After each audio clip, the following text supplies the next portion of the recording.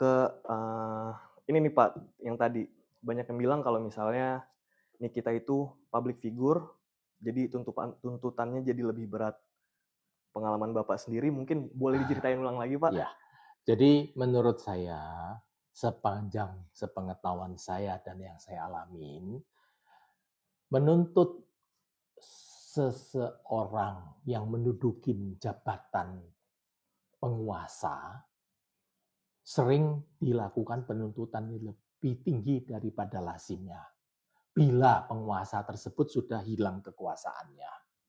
Tetapi terhadap penguasa yang masih mempunyai akses terlalu kuat, biasanya mereka nggak berani melakukan tuntutan begitu tinggi. Tapi menuntut pada seorang public figure melebih daripada yang biasanya dilakukan, tentu ini sudah melanggar nama equality before the law kan, bahwa setiap orang itu harus sama di depan hukum, tidak pandang dia itu pengemis, tidak pandang dia itu selebritis, tidak pandang dia itu orang kaya, orang miskin, orang suku ABC dan sebagainya. Harusnya semuanya sama. Jadi kalau sampai mempunyai suatu pendapat bahwa karena dia itu adalah public figure sehingga wajarlah dituntut, ya mungkin menurut saya pendapat itu perlu kita koreksi. Jadi kita itu juga memberikan peringatan juga pada penuntut umum ya, kepada penyidik juga dan sebagainya, termasuk penegak hukum, termasuk hakim ya, bahwa jangan karena dia itu public figure jadi ya tuntut segede-gedenya, dijatuhin hukuman sebesar-besarnya, itu tidak benar.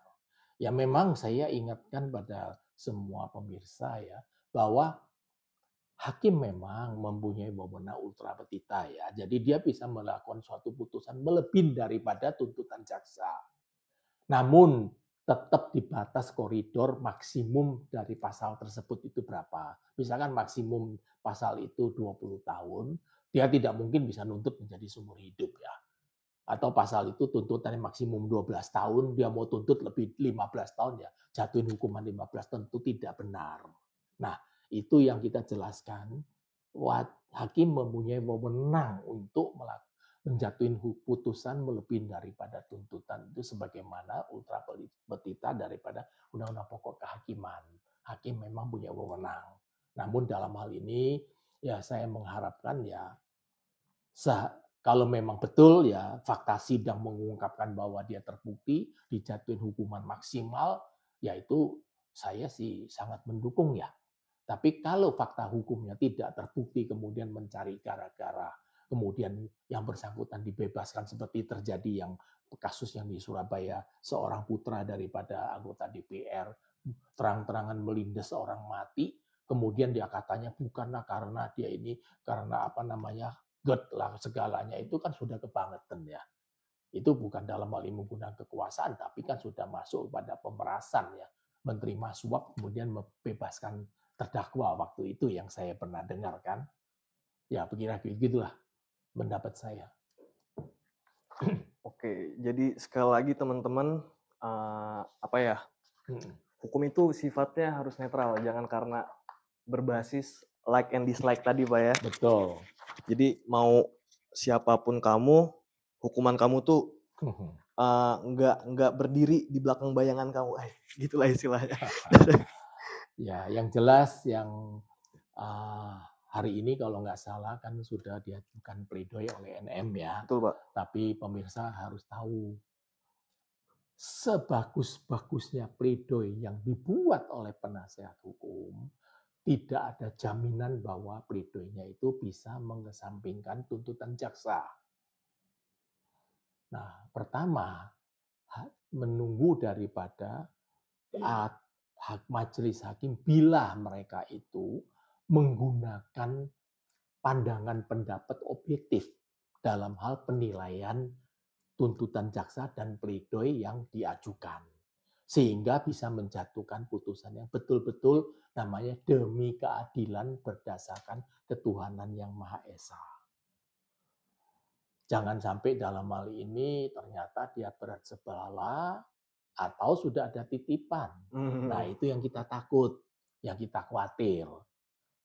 Memang sekarang itu hakim pada umumnya saya melihat sangat trauma sangat ketakutan.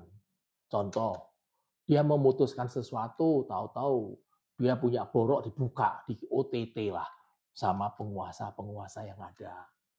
Hakim kebetulan membebaskan seseorang bahwa menurut pendapat dia betul bahwa dia itu harus dibebaskan. Di OTT ditangkap. Sehingga kan hakim dalam posisi sekarang itu pada ketakutan. Dia ingin berbuat benar, bertentangan dengan JPU, dia di OTT. Dia kalau ngikutin, akhirnya yang terjadi masyarakat bertanya, loh yang jadi hakim itu sopo? Kan gitu. Lah kok hakim apa itu anak buahnya JPU? Nah, karena sering terjadi kan, mau kita ngajukan permohonan sesuatu kepada hakim, ya kan? Hakim akan tanya dulu, nanti dulu saya tanya pada jaksa penuntut umum dahulu bagaimana pendapat dia. Nah, kemudian dijawab kan, loh, hakim memang anak buahnya JPU. Kenapa harus tanya dulu? Kalau seperti kita kan, mohon petunjuk kan gitu kan kira-kira bagaimana. Nah, hakim kan harus independen kan. Tapi banyak sekali yang begitulah yang terjadi. Berarti titipan gitu lumrah Pak ya sebenarnya? Ya di mana-mana terjadilah banyak sekali kasus-kasus yang XXX yang tidak perlu diungkap dan yang tidak ketahuin atau yang begitu cantik permainannya. Tapi kan kita bisa lihat kan orang ini nggak salah, tahu-tahu ya akhirnya dapat ya abolisi kan seperti macam itu kan dijatuhin hukuman tapi abolisi dia dibebaskan. Ya, berarti dalam hal ini kalau presiden berani mengeluarkan abolisi kan dia sudah tim hukumnya sudah mempertimbangkan bahwa ini sebenarnya kan kurang unsur kan. Nah, kan kira-kira demikianlah akibatnya. Oke, mungkin sesi berikutnya teman-teman bisa kirimkan ke kolom komentar pendapat teman-teman. Dan ini udah ada beberapa nih Pak ya. Iya, silakan. Mungkin kita awal dari ini ada Syabira. Niki harusnya bebas dong kalau gitu. Terus karena Bapak bilang hakim karena takut diancam di situ segala macam. Nah itu dia Pak, itu yang ditakutkan katanya. Kata Syabira. Selanjutnya ada dari Kak Gemoy. Padahal buktinya udah banyak NM produknya. Terus rekaman JPU Hong ketemuan sama orang F. Gini mau dilanjutin?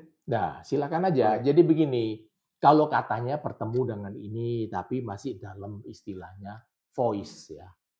Ada rekamannya, ini rekamannya si A bicara sama si B kan gitu kan. Tapi rekaman itu kan identitasnya kan harus kita periksa dulu di Puslapor.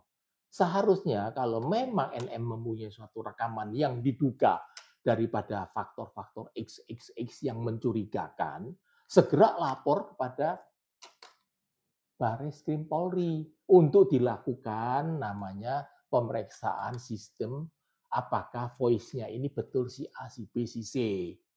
Kan? Tapi saya lihat NM lapornya ke KPK, keliru.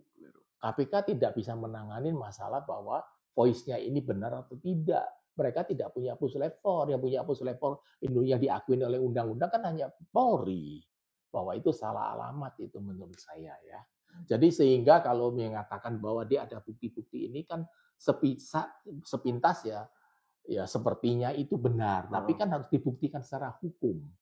Kan kita tidak bisa mengatakan bahwa ini benar saya rekam. Ya sekarang rekam masukkan ke Puslapor kan, dia adalah digital analyze kan gitu kan bisa lihat voice-nya benar atau tidak dan sebagainya kan. Seperti masalah soal dulu apa RK itu yang dituduh dia punya anak di luar nikah dan segalanya secara diperiksa DNA-nya kan negatif kan.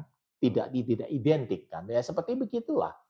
Harusnya kita bisa lakukan pemeriksaan. Jadi jangan semata-mata kita terpancing oleh suatu isu atau itu bukti yang dilemparkan kemudian kita babi buta kita mempercayai bahwa itu nggak benar sehingga menurut saya bisa juga benar bisa juga nggak benar kan gitu tetapi itu harus diproses.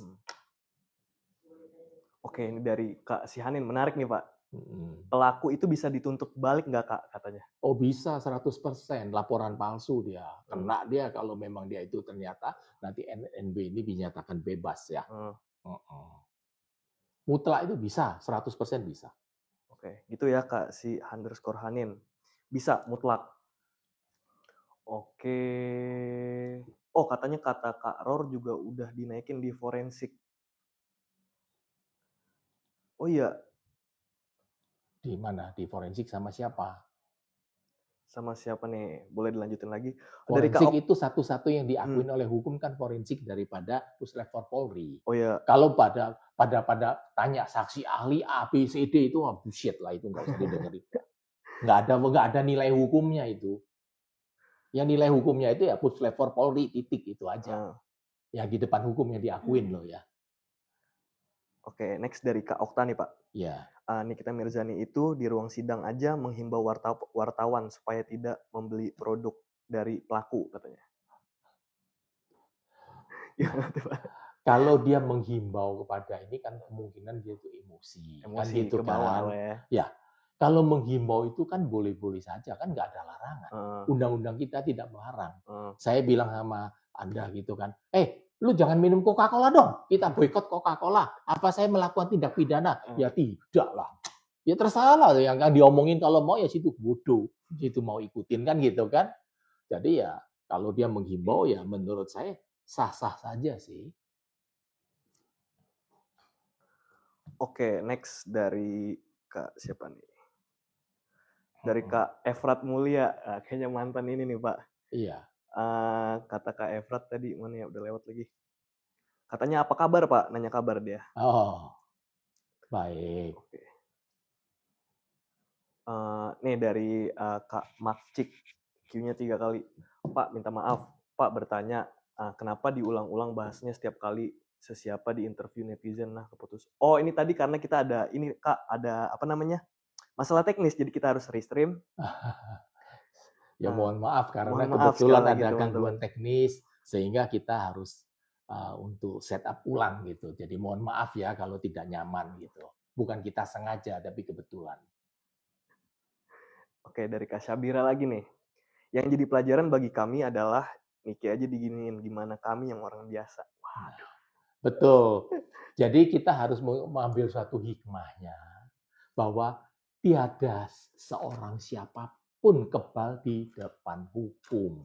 Nah, untuk mencegah itu sebaiknya jangan melakukan tindakan-tindakan yang kira-kira bertentangan dengan hukum. Kan kira-kira begitu kan? Hmm, Jadi ya mematuhi hukum memang itu bagi kita itu sangat sulit ya. Karena kita merasa aku kok diatur ya, kan gitu kan. Tapi ya memang manusia harus diatur. Kita coba aja, anak kita aja kalau ngelawan kita aja kita udah naik pitam ya. Kalau kepingin, aduh kita tangannya gatel, habis kepinginnya, gila gue yang lahirin lu kok ngelawan gue, kan gitu, kira gitu kan. betul. Tapi ya mau nggak mau ya kita memang harus diatur. Hmm. Nah, masyarakat itu harus membuka diri dengan luas bahwa saya sanggup diatur selama pengaturannya itu benar. Nah, misalkan pengaturan ada oknum suruh bom bunuh diri gitu ya, ya jangan ikutin lah, itu bukan diaturin, itu diracunin namanya kan gitu. Atur adalah jadi kita ikutin dari peraturan pemerintah. Senang tidak senang kan peraturan ya kita harus taatin lah. Oke. Next ada dari penonton setia kita nih Pak, kayaknya ada mulu nih. Dari It's Me Rider. Jika ditemukan kejanggalan dalam proses hukum, mekanisme apa yang bisa dilakukan untuk melaporkan si pelaku tadi Pak? Buat laporin balik gitu. Oke, jadi pertama kan sesuatu mekanisme yang negatif itu bisa dilakukan kan harus menunggu kasus ini telah diputus mempunyai kekuatan hukum tetap terlebih dahulu. Selamanya kalau belum ya tentu tidak bisa kita lakukan. Kecuali kita punya bukti menangkap basah. Seperti contoh, kita punya bukti korban menyuap, kan gitu kan. Tapi harus bukti loh, jangan hanya katanya. Katanya itu kan bukan bukti. Jadi kalau itu bisa langsung kita bisa lapor ke Bawas kalau dalam hal yang menyangkut masa yang mau dilaporkan itu adalah oknum hakim. Kalau di jaksa ya kita melaporkan pada Jamwas. Kalau memang oknum jaksanya itu dinyatakan tidak benar. Kalau polisi ya kita melaporkan pada Propam. Kalau memang polisi kita mempunyai bukti bahwa penyidiknya tidak benar. Nah gitu, semua itu ada mekanisme, ada lembaga pengawasnya. Tentu dalam hal ini kalau perlu kita melakukan RDP dengan Komisi 3 lah yang paling berbobot kan. Biar Komisi 3 panggil semuanya orang didengar diupas di depan sidang. Itu yang paling tepat, melakukan RTP. Oke, ini ada dari Kak Bungsu Cantik. Panjang umur Pak, sehat selalu. Terima kasih sudah menyuarakan kebenaran katanya. Saya membicarakan apa yang benar, bukan menyuarakan. Yang memang benar harus disuarakan, harus Benar, dipertahankan. iya. Karena hukum itu kayak slang ya Pak ya? Iya. Nggak ada matinya. Hukum itu tergantung kacamata mana dinilai. Betul. Seperti sekeping koin kan, dinilai dari depan bulat, dinilai dari samping kiri pipih kan gitu kan. Jadi kita lihat dari kacamata siapa. Tapi apapun yang kita nilai tidak bisa menyimpang daripada makna hukum yang sebenarnya. Janganlah membodohi masyarakat kan gitu kan. Kira-kira begitulah. Nah, ini ada pertanyaan dari banyak yang nanya nih Pak, udah 3 orang. Pertanyaannya sama, tapi ini menurut Bapak aja Pak ya. Iya. Menurut Bapak pribadi, berapa persen kemungkinan bahwa NM ini bisa bebas Pak? Saya ditanyain berapa kali sama teman-teman media wartawan ya. Saya mengatakan saya bukan ahli nujum. Saya bukan orang memprediksikan berapa persen. Dan saya tidak bisa memberikan penilaian sedikit pun. Karena apa? Saya bukan PH-nya. Kalau saya jadi PH-nya, saya lihat fakta sidang, saya punya bukti-bukti, saya udah punya bukti-bukti bisa mematahkan JPU, saya yakin saya pasti bisa dikabulkan. Kan kira-kira gitu kan. Tapi karena saya kan outsider, saya ini kan hanya sebagai pengawas kan gitu kan. Melihat, mendengarnya juga sepotong dua potong ya, saya tidak baca surat dakwaannya, keterangan saksinya juga saya taunya sepotong dua potong kan gitu kan. Saya nggak bisa menilai ya. Tapi secara pribadi tentu saya sangat yang mengharapkan NW itu bisa dijatuhin hukuman seringan-ringannya atau dibebaskan. Setidak-tidaknya kan gitu kan. Tapi namun semuanya kan tergantung daripada yang punya palu itu kan hakim. Saya nggak punya apa-apa, saya punya tangan kosong. Oke, gitu ya teman-teman. Jadi jangan ditanyain lagi teman-teman. Kita bukan ahli sulap, bukan ahli ramal teman-teman. Saya tidak bisa meramalkan. Oke, dari Bang Mul nih Pak. Gue percaya hukum di negeri ini, orang yang telah divonis 1,6 tahun, negara nggak mampu menangkapnya. Kasus apa tuh Bang Mul? Oh, yang itu yang ceritanya yang mendiskreditkan mantan wakil presiden kalau nggak salah sih. Ya, kalau itu faktor politiknya sangat kental ya. Saya kan bilang gini ya, tolong pemirsa, kita semua harus memahami di seluruh dunia, bukan hanya di Indonesia. Hukum adalah alatnya politikus. Ingat, hukum adalah alatnya politikus. Jadi tidak ada ceritanya hukum bisa melawan politikus yang berkuasa. Itulah. Di sana kira-kira yang kita harus bisa mengambil suatu efeknya, faedahnya, udah tahu. Di seluruh dunia, Amerika juga sama. Hukum ditentukan oleh penguasa. Karena hukum itu yang bikin hukum siapa? Pemerintah. Pemerintah siapa? Politikus. Kan gitu. Sama aja kan. Raja juga membuat peraturan. Kenapa? Untuk melindungi dia punya kekuasaan. Sama. Hukum digunakan adalah untuk melindungi kekuasaan pemerintah. Oke. Next dari Kak Neng Mahdah. Dari kasus ini kita bisa melihat kejahatan daripada JPU dan pelaku atau uang yang berkuasa dan hukum itu bisa dibeli katanya. Apa benar Pak? Ya, kalau uang berkuasa tentu ya. Kalau kita nggak punya uang, jangan kata gini kan. Untuk kita mau buang air kecil aja ke pasar aja nggak ada uang kagak bisa kita buang air kecil, ya kan? Jangan cerita yang lain lah. Itu kecil aja udah ketahuan. Memang uang berkuasa. Kita kalau udah kelaparan kagak ada uang ya nggak bisa makan, mati kelaparan kan gitu kan. Tapi uang bagaimana bisa berkuasa, mempengaruhi moralnya manusia itu kan tergantung dia punya karakter dan jiwa. Kalau jiwanya udah busuk itu ya kagak pakai uang sedikit aja dia udah tercemar kan istilahnya. Kalau istilahnya seperti kalau saya ini bagaikan stainless steel. Stainless steel saya jeburkan di air garam pun kan saya tetap tidak akan berkarat kan. Tapi kalau saya ini adalah besi yang rongsokan, kagak dijemur pun sudah karatan semua. Nah, kira-kira demikianlah. Memang uang berkuasa, tapi tidak semuanya bisa dikuasain. Itu harus dibedakan. Hakim yang punya hati nurani baik banyak. Jaksa yang punya hati nurani yang benar banyak. Polisi yang punya hati nurani baik banyak. Ya kan? Pengacara seperti saya punya rekan-rekan yang bangsat-bangsat banyak juga. Kan? Saya juga tidak termasuk yang paling bagus. Saya juga banyak kekurangan. Sama. Setiap orang itu ada plus minus ya. Tuh. Tapi istilahnya orang Jawa bilang ngono ya ngono tapi cok ngono. Jangan kebangetan lah. Next Pak dari Kak GG nih. Pak izin bertanya, kalau seandainya NM bersalah, terus dia mengajukan banding, apakah jaksa dan hakimnya itu bakalan sama atau beda Pak? Ya jelas dong. Pasti kalau banding itu kan masuknya ke pengadilan tinggi. Kan gitu kan. Tentu hakimnya kan hakim pengadilan tinggi. Hakim yang di pengadilan tinggi udah tidak berkuasa. Kalau jaksanya masih tetap.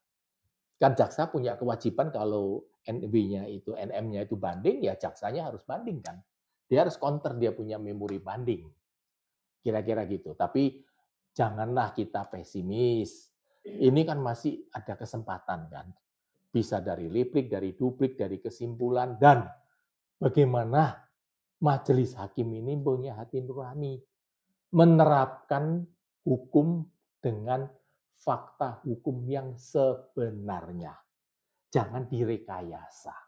Jangan dipalsukan. Nah, itu yang saya hanya ingatkan itu aja. Semoga bisa lurus sebagaimana mestinya. Oke, mungkin satu pertanyaan buat topik ini Pak ya, terakhir nih. Mana sih tadi? Ini Pak, dari Kak Neng Mahdah. Bukan pertanyaan sih, kesimpulan mungkin dari dia. Ya. Simpelnya aja, RG itu takut penjualan produk yang bermasalah itu rugi, makanya dia menyuap NM dan sok jadi korban. Kamu udah ada buktinya belum? Ya, ini sebagaimana saya memberikan suatu analisa. Saya tidak kenal siapapun dalam kasus ini ya.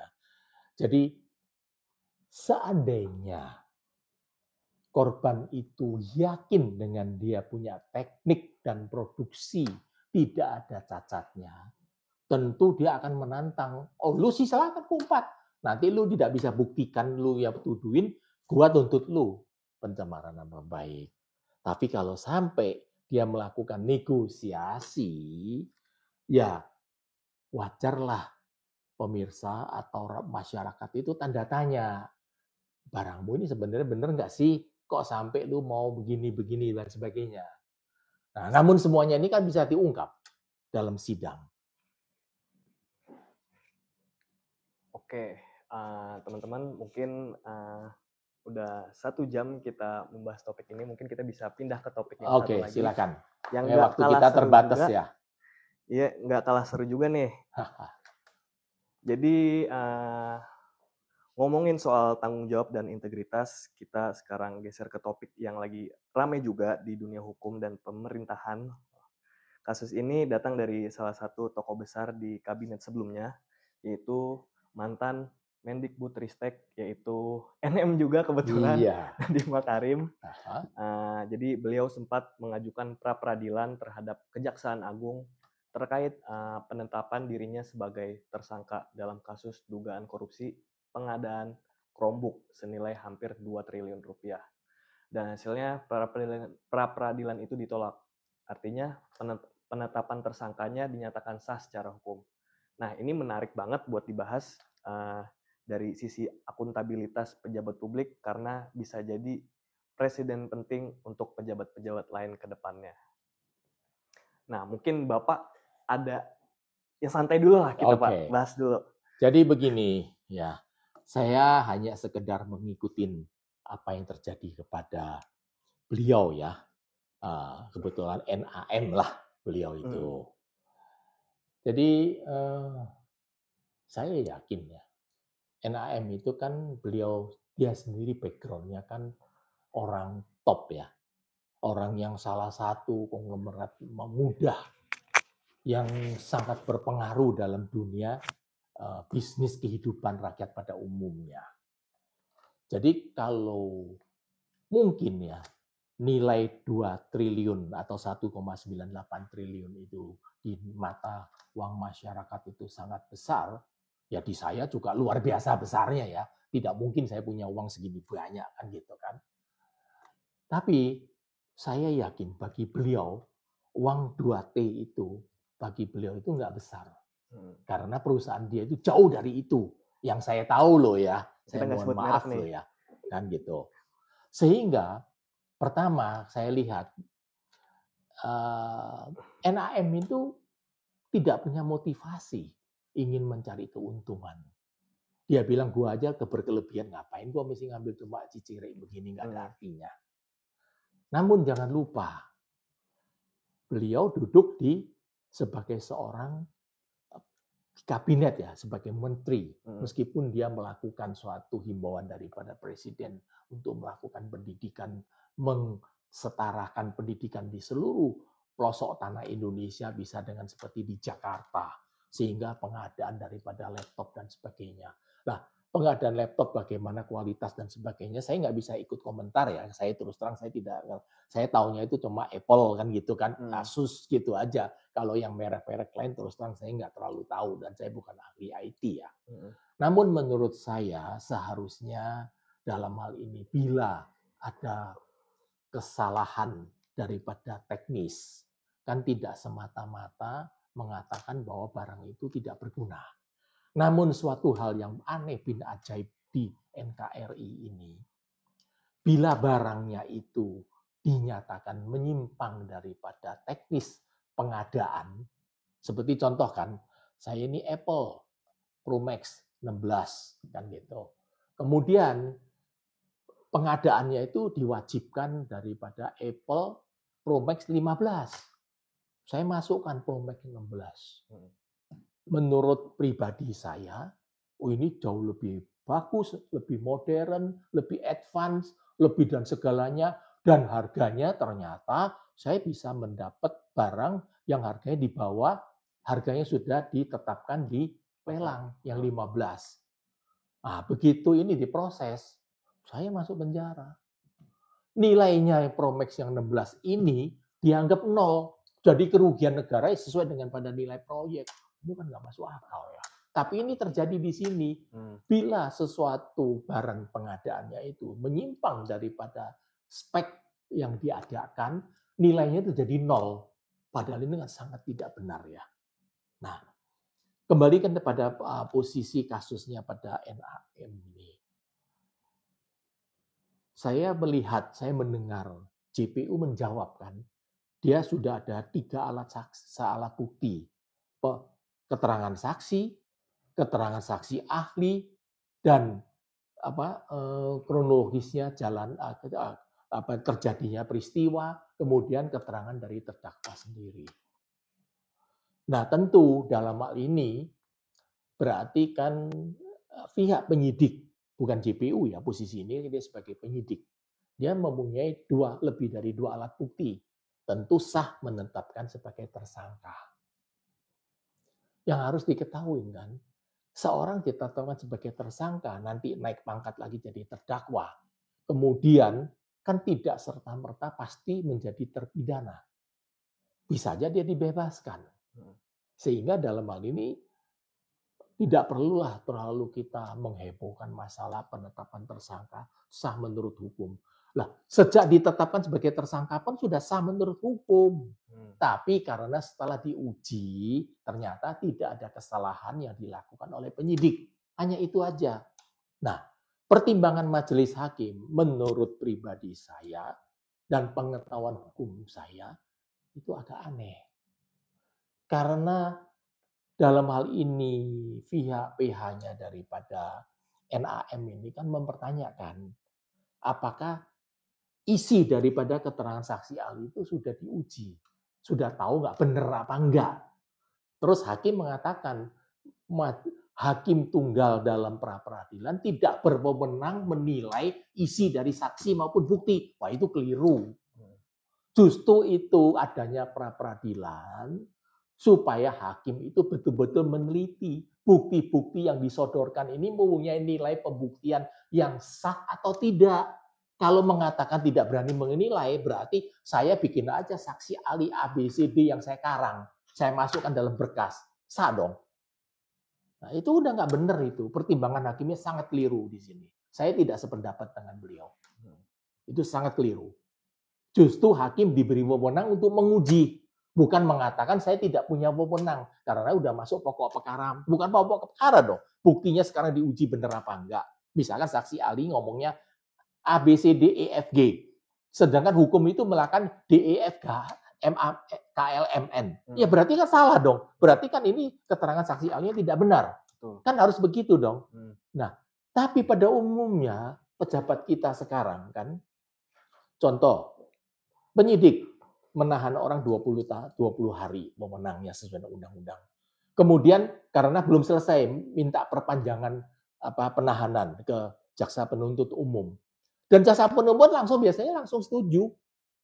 Sekarang dia mau lakukan penggeledahan, ngajukan permohonan penggeledahan. Kan dengan resume kasusnya. Resumenya cuma berapa lembar.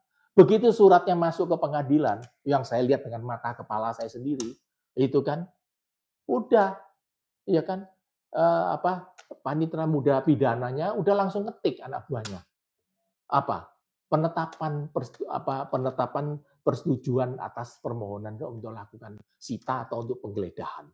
Isinya dia nggak lihat. Saya pernah bicara sama wakil ketua pengadilan karena yang membawa pidana itu kan wakil ketua bukan ketua. Alasannya apa? Kalau saya ikut campur dalam masalah ini menilai, Pak, nanti saya dituduh ada sesuatu dengan pada tersangka. Saya tidak mau kasus itu terjadi. Nah, tapi kenapa tidak dinilai? Nanti aja situ bela waktu sidang. Berarti undang-undang ini memberikan suatu proses pengawasan terhadap perilaku daripada penegak hukum telah dikesampingkan. Selalu alasannya, nanti deh kamu bela di masuk pokok perkara. Ini sudah masuk pokok perkara. Semua sudah masuk pokok perkara.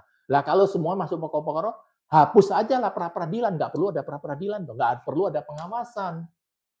Ini yang selalu dilakukan selama ini.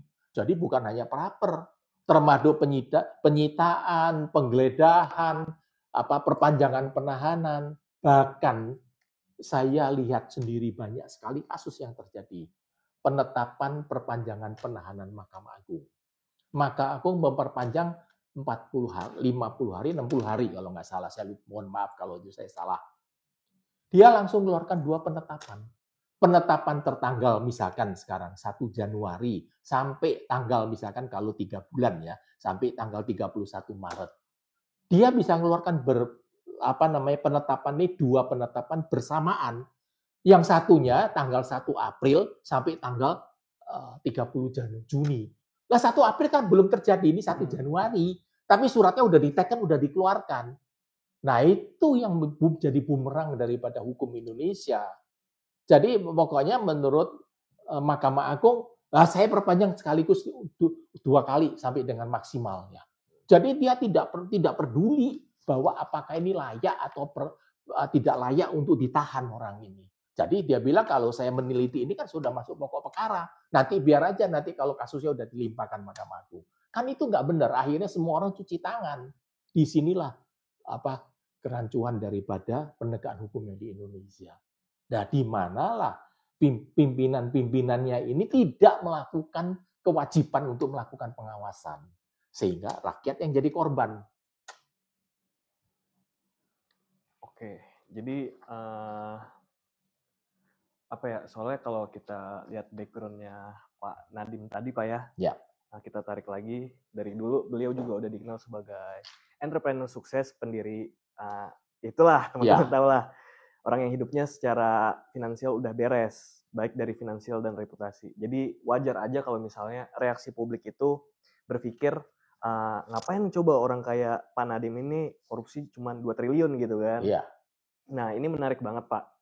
Menurut Bapak sendiri, apa mungkin seseorang yang punya latar belakang bersih gitu, pendidikan tinggi dan posisi mapan bisa dijerat karena salah kebijakan dan bukan dari niat jahat sendiri Pak? Oh bisa.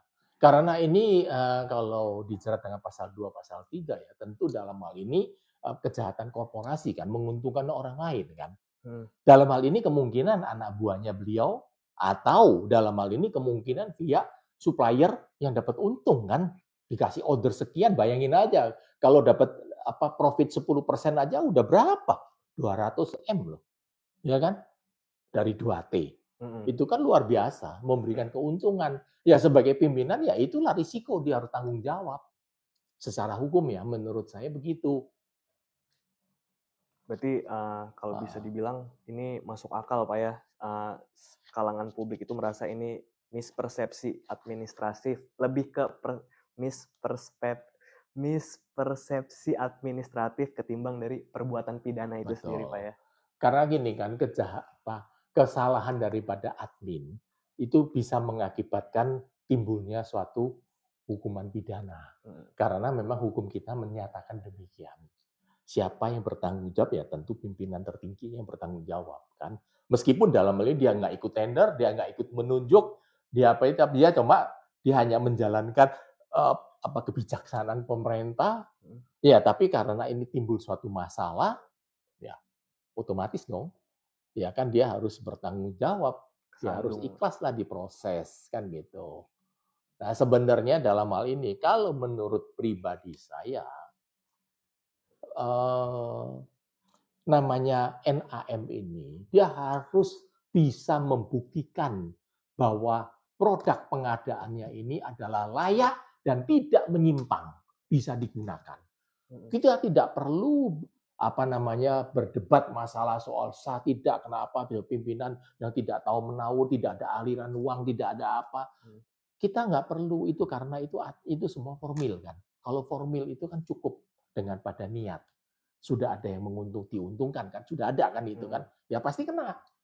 Ya dia sekarang harus konsentrasi, membuktikan secara ilmiah, kalau perlu pabriknya profesor-profesor daripada pabriknya diundang ke sini, memberikan penataran terhadap ilmiah soal-soal teknis bahwa ini ternyata bukan menjadi barang rongsokan, tapi ini adalah barang yang sangat prima, kan gitu bisa digunakan karena dia tidak ada SIM card, tapi kan bisa pakai WiFi yang kecil, ya kan SIM card dimasukkan WiFi, jadi di pojok di ujung NKRI dimanapun bisa pakai selamanya kalau sinyal daripada providernya itu bisa tercakup. Kan begitu. Sekarang ada lagi provider yang namanya pakai satelit, dan satelit zaman dulu juga udah ada. Starlink kan? Ya. Kalau perlu kan daerah ujung-ujung yang sudah namanya black spot, tidak bisa terima sinyal daripada provider, satelit bisa terima kan. Kasih aja satelitnya Wi-Fi-nya. Sehingga dia harus konsentrasi membuktikan produk dia itu tidak menyimpang. Begitu. Kalau saya. Tapi itu kan tergantung lah, masing-masing pihak kan punya teknik caranya berbagaimana, kan silakan aja lah. Oke, mungkin satu lagi nih Pak. Ya. Ini mungkin pendapat pribadi saya ya. Mungkin teman-teman juga setuju, mungkin Bapak sendiri setuju Pak. Kalau yang saya lihat tuh pola komunikasi publiknya Pak Nadiem ini termasuk pejabat yang cukup terbuka ya. Ya. Nggak pernah kelihatan punya gaya hidup mencurigakan juga, dan bahkan pas udah nggak menjabat pun beliau tuh nggak defensif, masih sopan dan tenang untuk dalam menanggapi isu ini. Nah, kalau dari sisi common sense hukum sendiri itu, apakah karakter dan rekam jejak seseorang bisa jadi pertimbangan dalam proses hukum itu sendiri, Pak? Atau tetap murni dilihat dari alat buktinya aja? Jadi gini, perilaku tersangka nanti kalau jadi terdakwa atau dalam hal ini ya tuntut tersangka dan terdakwa lah dalam hal ini, ketika diperiksa, ketika disidang, dia menunjukkan dedikasi yang tinggi, sopan, menjawab sesuai dengan pada apa yang dia tahu, apa yang dia lakukan, dan apa yang dia lihat. Kan begitu kan? Kemudian tidak melakukan sikap yang menyerang secara babi buta. Tentu itu adalah pertimbangan bagi majelis hakim karena yang bersangkutan tidak pernah dihukum, yang bersangkutan berpendidikan tinggi, yang bersangkutan selama ini sopan, dan sebagainya. Itu pertimbangan. Jadi hukumannya bisa jauh lebih ringan. Kan? Tapi tidak menjamin. Sering terdakwa itu terpancing emosi oleh kata-kata saksi. Yang dimana saksi itu memfitnah atau mendiskreditkan. Otomatis dia itu saksi akan meluap. Kita manusia kan. Meluap bisa seketika kita bisa meluap. Banyak kan kasus meluap bunuh orang kan banyak. Karena emosi kan. Bukan dia mau bunuh, tapi dia udah karena keselnya. Nggak bisa tahan emosi.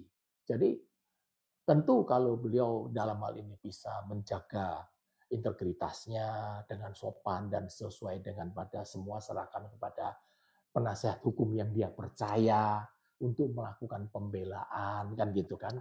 Ya tentu dalam hal ini mudah-mudahan bisa lepas dari jeratan kan gitu. Atau setidak-tidaknya dapat keringanan lah.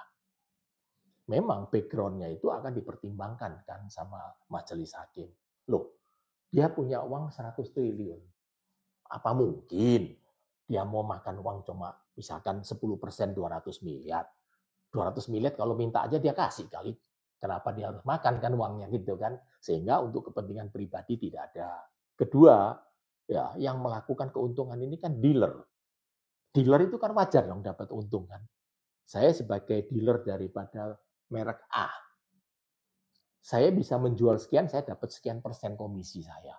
Apa saya salah? Ya enggak lah. Memang orang dagang kan wajar mendapat untung kan. Jadi untuk menguntungkan orang lain kan bisa dipatahkan. Kira-kira kalau begitu kan. Kalau misalkan untuk anak buahnya asisten yang sekarang jadi wanted. Kan gitu. Nah, buktikan dong dia tidak ada aliran dana. Jadi kalau dia menghilang kan tidak menyelesaikan masalah kan. Justru dia sekarang masuk ke red notice kan dia kacau balau sendiri. Hadapin. Buktikan bahwa dia tidak salah. Gitu. Jangan hanya sekedar hanya menghindar, apa Anda menghindar sembunyi kemudian perkaranya hilang. Ya tidak kan. Anda akan diputus dengan absenia kan gitu kan tanpa hadiran sama terdakwa, you akan dijatuhin hukuman dan tetap di-wanted kan suatu saat ketahuan you akan diekstradisi. Jadi nggak ada nilainya lah. Oke, menarik Pak ya. Karena dari kasus ini kita juga belajar kalau misalnya hukum itu harus bisa bedain mana yang sengaja memperkaya diri dan mana yang cuma salah langkah administratif. Ya. Dan memang saya tegaskan sekali lagi ya, penetapan tersangka daripada NAM ini secara hukum itu adalah sah dan ditolaknya oleh hakim tunggal, tentu ini punya alasan hukum karena dia memiliki alat bukti lebih dari 2. Namun dalam hal inti menjawab terhadap jawaban yang diajukan oleh penyidik itu hakim membuatkan penilaiannya menurut saya keliru. Bahwa dia tidak mau menilai isi daripada barang bukti yang diajukan. Pokoknya formil ada ya soal dianggap sah. Nah itu yang keliru. Jadi makna daripada pra-peradilan itu kan sebenarnya adalah jembatan untuk menyaring perkara-perkara sebelum disidangkan kan. Apa sih jembatannya ini benar atau tidak, barang buktinya benar atau tidak kan begitu. Kan banyak sekali pra-peradilan yang dikabulkan karena hakimnya berani menilai kan. Nah ini kebetulan saya lihat sendiri beliau sendiri memberikan suatu statement pembicaraan dalam TikTok yang saya baca bahwa ini saya tidak bisa menilai karena terlalu jauh dan sebagainya. Menurut saya sih keliru. Itu aja lah pendapat saya. Oke, jadi intinya kasus ini bisa dibilang bukan cuma soal uang tapi juga persepsi publik terhadap keadilan dan integritas pejabat. Oke, mungkin kita masih ada 10 menit buat teman-teman yang ingin menyampaikan opini, kita bisa diskusi bareng. Iya. Kita bisa obrolin bareng-bareng buat teman-teman yang baru bergabung, bisa bantu tap layar dan bisa bantu follow untuk mendapatkan update berikutnya. Oke, mungkin udah ada pertanyaan nih Pak. Bukan pertanyaan sih, ini dari GPHN_.RI. Katanya gini Pak, semua proyek pengadaan barang dan jasa itu ada permainan. Nggak main yang nggak dapat proyek katanya. Ya, kalau soal ada permainan, tidak ada permainan, saya tidak tahu karena saya tidak pernah ikut proyek ya. Saya juga tidak mengerti bagaimana permainannya. Tapi kalau menurut pendapat saya, dari kacamata saya, karena kan setiap orang kacamatanya beda ya. Saya hari ini pakai kacamata bulat, jadi pendapat saya yang bulat kan gitu kan. Jadi kalau seseorang menjual barang mendapat untung, kan itu adalah merupakan hak dan sah Tidak melanggar hukum dong. Saya import dari Amerika Rp100. Saya melalui bea cukai bayar pajak 50. Berarti modal saya 150. Saya mau ngambil keuntungan 30%. Saya jual 200. Apa dia itu korupsi? Ya tidak loh. Sah dong. Dia kan memang dilindungi oleh undang-undang kan. Dia sebarang pedagang kan dia boleh dapat profit. Kecuali barangnya itu saya masuk merek A, yang saya masukkan ternyata KW. Ya itu nggak benar, itu nipu namanya. Kan gitu. Jadi ya menurut saya kalau memang semuanya diatur, ya bagaimana yang pintar-pintar yang ngatur kan. Ya, kalau misalkan sekarang jumlah volume atau kualitas yang seperti bagaimana saya tadi sampaikan bahwa supplier itu dengan baik hati, saya kasih yang lebih canggih, malah masuk penjara dia. Kasih harga lebih murah dengan tipe baru, lebih canggih, malah disalahkan. Sedangkan proyeknya dinilai nol. Padahal kan tidak nol, kan barangnya kan ada. Nah itu aneh kan gitu kan. Ya itu bagaimana BPK dan BPKP itu melakukan suatu perhitungan kerugian negara. Ya saya terus terang saya nggak ngerti lah ya kan. Itu wewenang mereka lah. Dan hakim kalau percaya ya monggo kan, itu haknya hakim kan gitu. Oke, kita bisa lanjut dari KSU_ACC. Bukankah pra-peradilan itu hanya menguji prosedur, jadi kenapa bisa langsung ditolak, Pak? Nah, karena dalam hal ini kan ada jawaban, ada segalanya kan. Yang jelas seperti saya tadi menyampaikan kan, dari pihak PH-nya sudah mengatakan bahwa ini tidak benar. Dia menanya pada saksi ahli, kan gitu. Saksi ahlinya waktu diajukan ternyata jawabnya, iya, kalau menurut saya begini, kan gitu kan. Jadi dalam hal ini ya bagaimana dia harusnya PH-nya itu bisa meyakinkan majelis hakim dong, bukan majelis ya, hakim tunggal kan, bahwa keterangan saksi ahli itu tidak benar kan. Harusnya waktu itu berdebat sampai betul-betul mendapatkan suatu kesimpulan bahwa keterangan disampaikan pada saksi ahli tidak benar. Tapi kalau dibiarkan karena ini kan formil kan, jadi semuanya dianggap benar kan gitu. Oke, next dari Kak Muski nih. Kenapa sih pejabat yang niatnya reformis malah sering kena masalah hukum, Pak? Ya inilah adalah namanya istilahnya apa namanya ya, yang kebiasaan yang terjadi sudah di masyarakat kita. Anda ingin bersih, Anda dapat banyak musuh. Karena sekelompok Anda di kelilingnya Anda itu banyak malingnya daripada yang bersih. Pasti kan gitu kan. Jadi yang bersih kadang-kadang berpendapat, wah semuanya dapat Coca-Cola. Gua Coca angin doang yang dapat ya. Udahlah gua juga minta Coca-Cola juga. Akhirnya juga ikut-ikut jadi kotor. Ya. Tapi selama manusia masih hidup dan semua manusia masih makan, entah itu makan kentang, makan nasi, makan apapun, korupsi itu tidak mungkin bisa dihindari.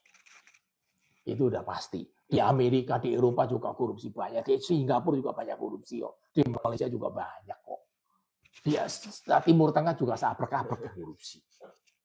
Apalagi di tempat kita ya. Ya tentu ada lah. Itu tidak mungkin bisa dihindari. Cuma bagaimana bisa mengendalikan. Bagaimana bisa membuat masyarakat itu sadar kalau menggunakan uang korupsi itu memalukan.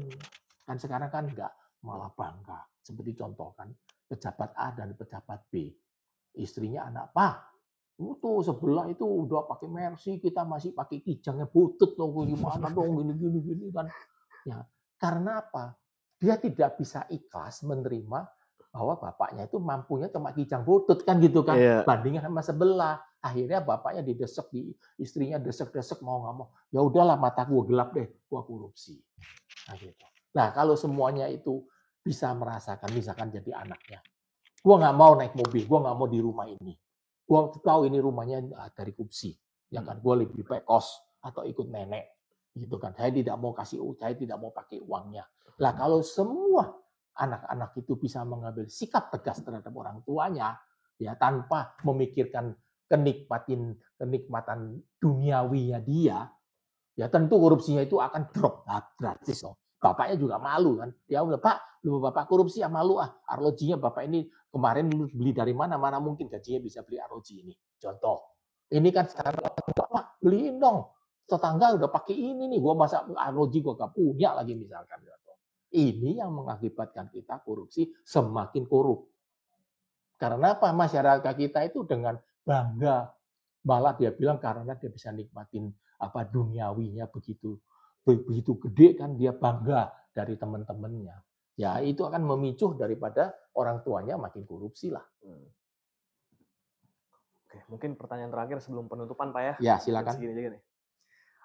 Kalau Nadiem ini dulunya orang swasta yang masuk birokrasi, menurut Bapak, apakah sistem hukum kita memang belum siap untuk menerima orang bersih untuk masuk politik, Pak? Wajib penutup nih. Ya, begini ya. Jadi menurut saya, kita itu masuk ke, misalkan contoh, saya masuk ke ruang lingkup semuanya itu serigala. Apakah saya bisa aman? Saya bisa aman kalau saya ikut jadi serigala. Atau yang mirip dengan pada serigala.